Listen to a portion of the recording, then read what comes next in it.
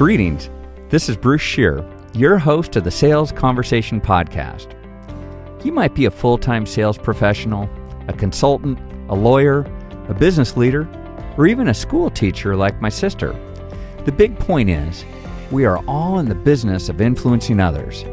And if you want to up-level your selling conversations to impact the way people think and act, this show is for you.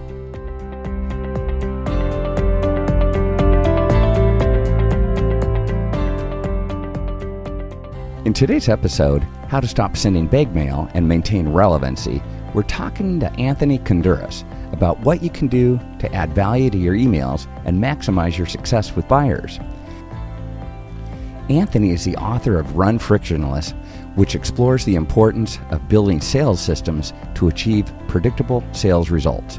With his global experience in marketing, Anthony has learned the importance of turning Begmail into value mail. Today, we discuss the reasons why Begmail is often ineffective and how you can improve the effectiveness of your email strategies.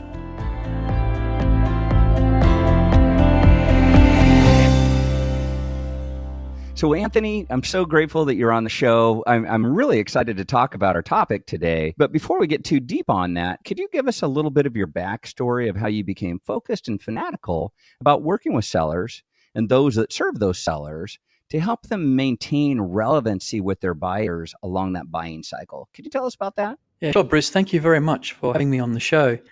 I think it all got started around 2005. I began an agency in Singapore, and it was around that time that Google and Salesforce.com were opening up offices in Singapore, establishing a regional presence. And they became one of our first customers. And like any agency, we were furnishing them with sales material and collateral.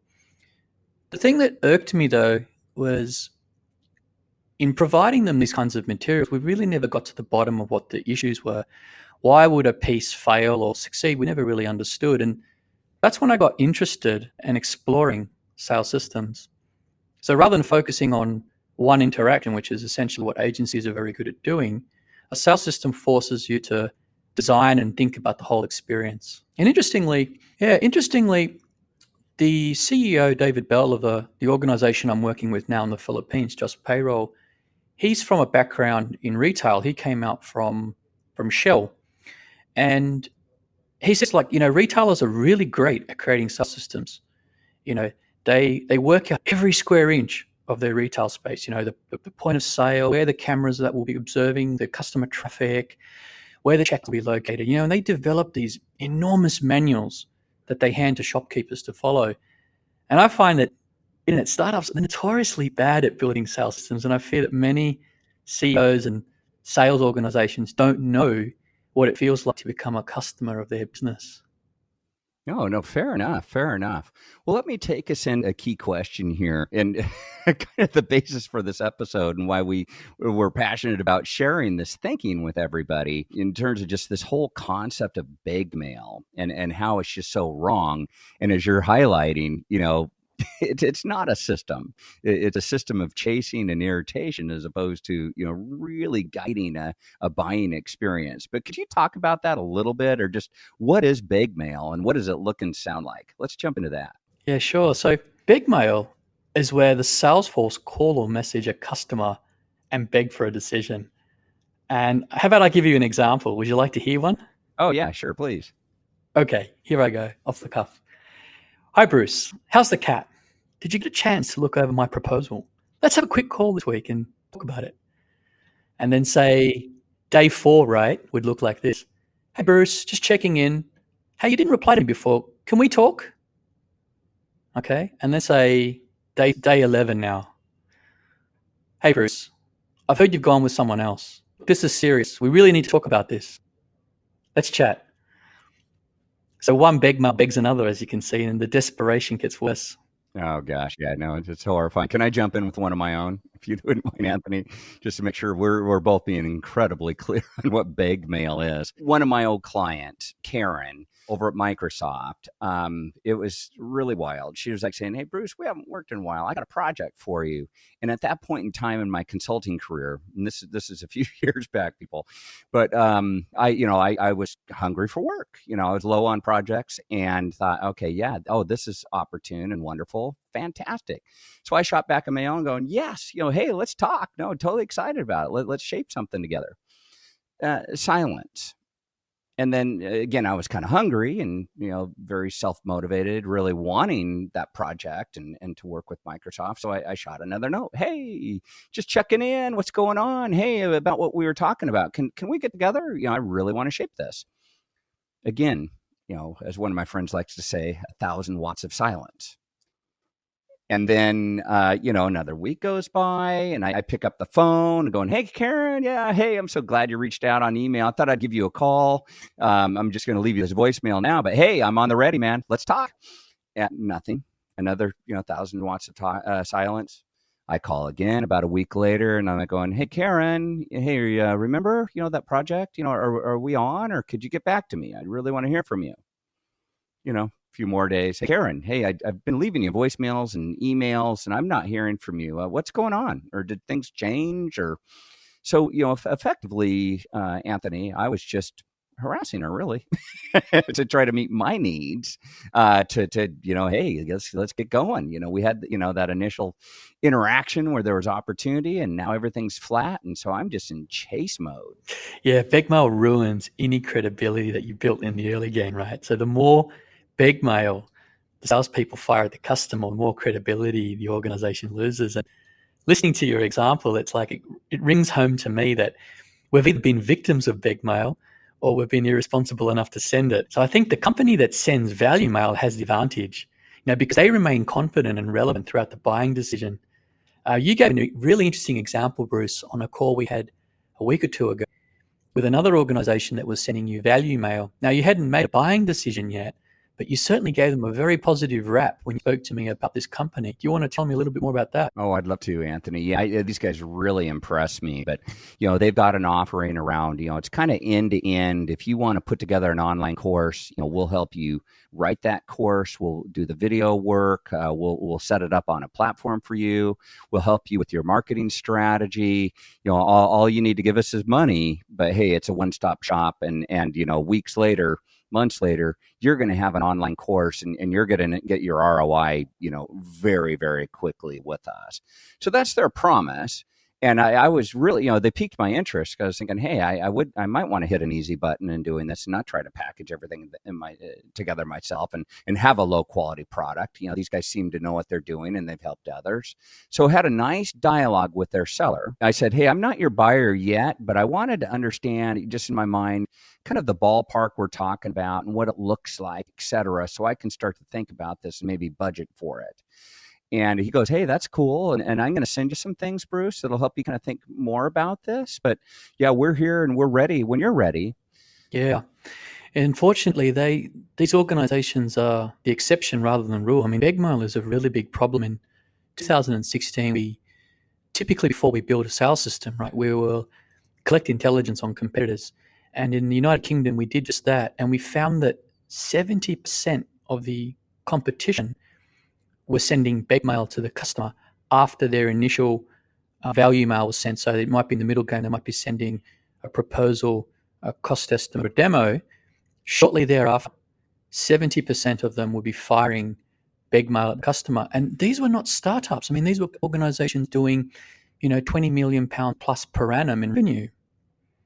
You see, begmail is a source of friction. And we know when we're designing a system, what we're trying to do is eliminate friction because friction slows the customer from reaching their goal. And begmail, what it's doing is it's just cluttering up the customer's inbox and distracting them from trying to make a buying decision. Yeah, you bet. No, I mean, and also the irritation that comes along with it as well. And especially, the humor tactics, the guilt-based tactics of get back to me, serve me, I'm the seller. You should be responding. Yeah. The other interesting little line there is when they say, look, I've got time to do it now. And that's often, it's in the seller's favor, but if the customer hasn't actually even made a buying decision yet, your spare capacity of time is completely irrelevant. No, I totally agree. Totally irrelevant. Just heading in the wrong direction. What do we do differently? What are some of the principles and distinctions of getting out of the bag mail world and doing things right? Could you talk about that? Yeah, sure. Well, what's actually happening, right, when we analyze why big mail's being fired is because an organization just runs out of gas, right? They run out of valuable interactions.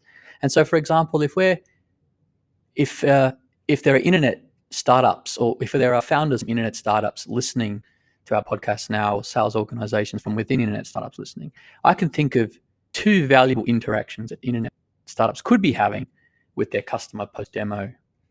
And so one of them could be, here are your favorite 5 features. So this email addresses some of what happened during the demonstration, and the fact that you showed interest in these 5. Now I'm going to do something with you where I'm going to focus in on just these 5 interactions, or these 5 features that you enjoyed, talk a bit more about them. Okay. Another one could be, relive the demonstration. So this is about sharing the demo that you've just enjoyed with other colleagues so they can also get more out of it. So here we're helping the buying decision, as opposed to, like you said, chasing for that decision. And we feel in a position of confidence where we don't have to feel like we have to chase the organization to make a decision. If we just give them things which are valuable, they'll come to a conclusion and a buying decision. Yeah, absolutely. If you've helped them define their problem, in those initial interactions, and then you can follow through with other aspects of the problem, the urgency, the drama around that, or the opportunity that they, could be leaving on the table as each day goes by, showcasing others how they've been successful, showcasing the business proposition of moving in that direction. So many things that you could be doing versus just chasing for, status and discussion, but, infusing that to help that buyer buy. There's a single technique that comes to mind, that I can offer people who are trying to avoid sending beg mail in the middle game. Would you like me to share it with you? Oh, please. Yes. Uh-huh. Okay. So I call the technique thickening the middle game, and it goes something like this, right? The sales agent does an exceptional job in pre-qualifying the customer during the early game. So what they're doing there is they're discovering that within, say, that single customer profile, there may be several variants. With just payroll, the organization I'm working with now, within the SMB customer profile, we've discovered we have 7 different variants. And the variants we've figured out are based on a data point called change. So what we're doing is we're looking at the customer and we're thinking, okay, what kind of change are you trying to make in your organization, so that we understand how the software is going to fit within that change. Some of them are moving from on-premise to cloud.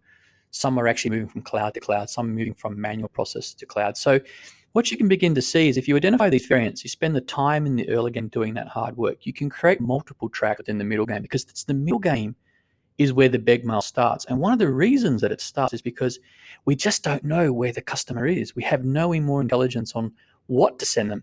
So if we split out or thicken the middle game and create parallel universes where each of these customers could be experiencing a different version of your organization, it becomes so much more easier to send value mail. So I think the downside of not doing this is, we've talked about eroding brand equity, and that's certainly the case. Even if the customer didn't buy from you, heck, they walk away still with a negative impression, even though they never bought. But I think one of the big issues is how you disappear from their radar during that buying decision. So you start out strong, you reply to them quickly, you have that valuable interaction of sending them the proposal or having a demonstration with them, and then quickly you simply disappear from the customer's radar.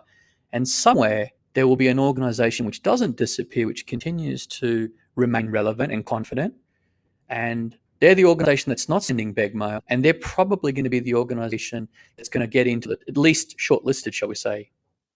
No, makes sense. Yeah, even that one company that's chasing me for my business, some of the stuff, it's not hugely valuable, but it's a pleasant touch point, and it's maintaining mind share along the way. Well, very good. Well, what needs to happen to change then?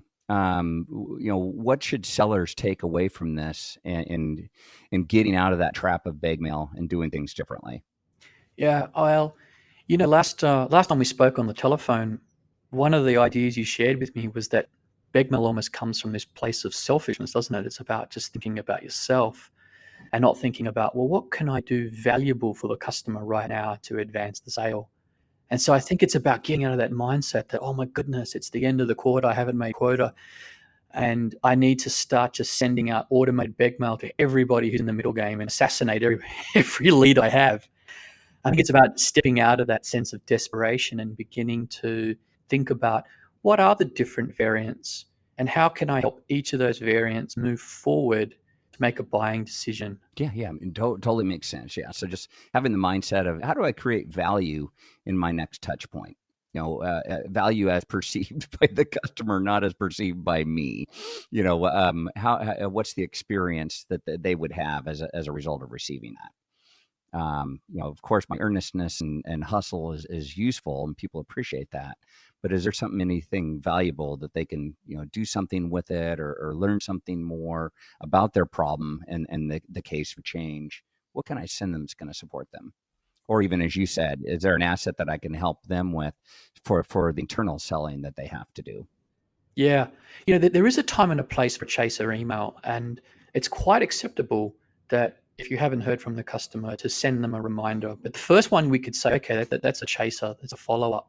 Because quite often, they may lose the email amongst all the other mails that they're receiving and they legitimately don't open it. And sending them a prompt is actually a very good thing because they were looking for that proposal. But it's what happens thereafter. If you spiral into begmail, it's in a sense one begmail begs another, and you just fall into that trap of sending one after the other. Yep, absolutely. Yeah, and it amazes me how so many organizations, make that into a programmatic rhythm. I've even heard of other people hiring humorists, so to write the big mail. So it might come across as funny, like you said, "Hey, how's the cat?" Or, I typically, I receive these all the time. Hey, either three things happen. You're stuck under a rock, or blah blah blah, and we're here to help. And ha ha he he. But it is, a thinly guised chaser mail, which I'm not seeing as value. So we need to get into that mindset of sending value, and especially try to tailor that value where it really is valuable. Or I'm on this drip campaign by this company. It might not be tailored to me, but I'm in their strike zone as the customers are going after. So I do see it as relevant, the things they've been sending, even though it doesn't say Bruce all over it and it's all custom. The founder didn't say, Bruce, here's how I started this whole thing, but the story still was targeting people like me, so there was relevance. Yes. Yeah. I mean, quite often we just don't have enough intelligence on our prospect to be able to build all those sort of parallel universes right through the middle game. But if they had backed up a little bit, done, I think, a little bit more pre-qualification about who you are and what are the data points which are very interesting about how you're making a buying decision, they could probably even influence you even better with the money that they're spending. Yeah. No doubt about it. They could even get more mileage. Or if they did a fabulous job, they would have provoked me into action way earlier on. Even that first meeting, the not the middle game, but the early game. So it's this is kind of if that goes really well and all the right people are on the bus in the early game, that might and you guys have agreements up front of the next steps, exactly what's happening. That's best practice. But when all that's not established, all the right people who needed to be on the bus weren't there. There weren't concerted next steps. Then you still don't want to resort to beg mail, as you state, because that's going to erode your brand and kind of make them angry. No, you still want to shift over to value mail and try to get back up on that horse again, get the mind share over time, and then re-engage one way or another. Yeah, and I think if you're in a pattern of writing open-ended email, that's usually a sign that it's big mail as opposed to being value mail, because value mail tends to be very pointed about what is exactly we're going to achieve in the next interaction together. There's a goal, whereas big mail is very open-ended. In fact, in a lot of the big mail I receive, people say we need to catch up and have a talk, but there's not even a suggestion of what time slots we're going to be talking. It's more a prayer, isn't it, rather than a hope than a purpose. Yeah, or value to be received by talking, or because everybody's weighing, do I want to invest my time in this or not? And a lot of that mail is not even given the rationale and the benefits of that Yeah, investment and the of recipient, I time. think, they're quite intelligent. Like people know that if I get on this call with you, you're likely to exert high pressure sales tactics on me, and that's going to be really super uncomfortable. So I'm probably going to avoid it. Yeah, I don't have the budget right now. I don't want this guy, chasing me down. Yeah, I'll sidestep that one. I got other fires to fight right now. Yep. Well, yeah, we need to help people get out of this mode, if you would. So we've talked about the damage, and we've talked about the upside of sending value-based mails and kind of getting the train back on the tracks, that buying train, and leading the customer to the right answer by leading with value versus chasing with big mail. Anthony, we should probably round out here. Let's talk about a little bit of next steps. Any final points of wisdom you've got to share, and then just how to engage with you, how to connect with you around this topic or others. Yeah, I think that ultimately, if you find yourself writing big mail to your customer, standing back a little bit and just thinking, okay, look, what kind of experience do I want to create for my customer?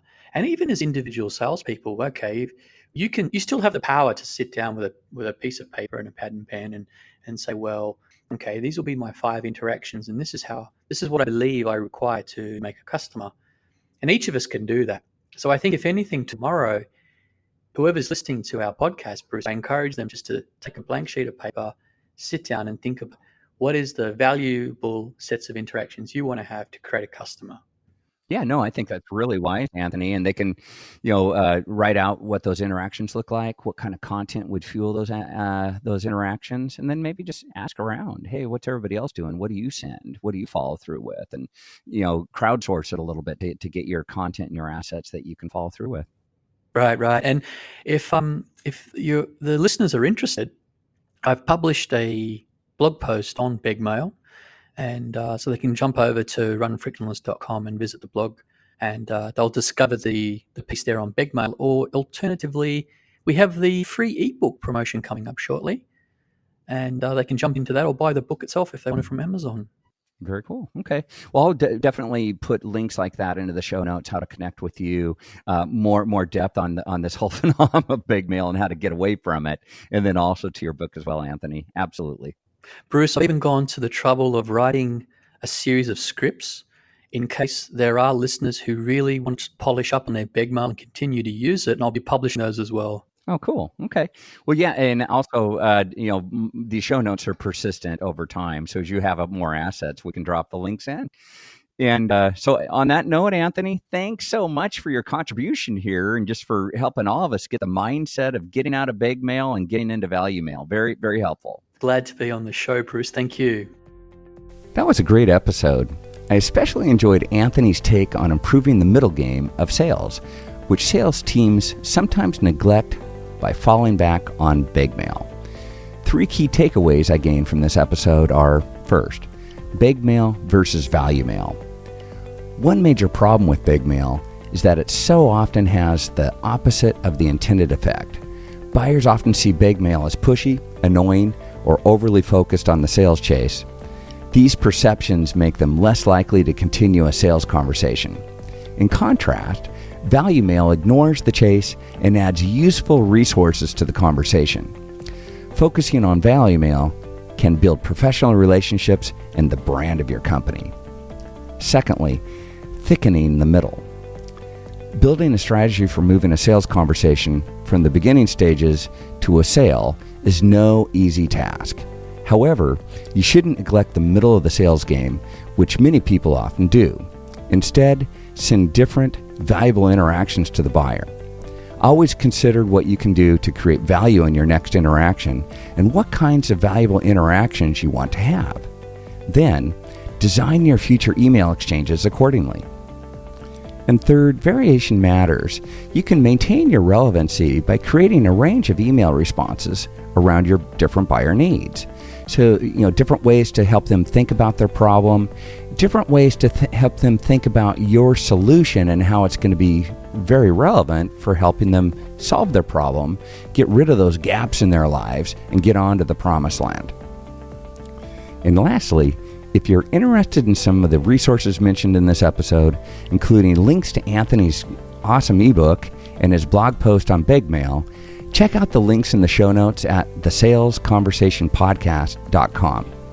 I hope they'll be useful to you as you continue to move away from begmail and get on to value mail. Thank you for listening to this episode. As this is a new podcast, if you find the content valuable, I would appreciate it if you could go to Apple Podcasts to subscribe, rate, and review this show.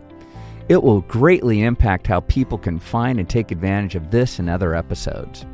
Also, please connect with me on LinkedIn. Until next time, I wish you huge success in up-leveling your selling conversations.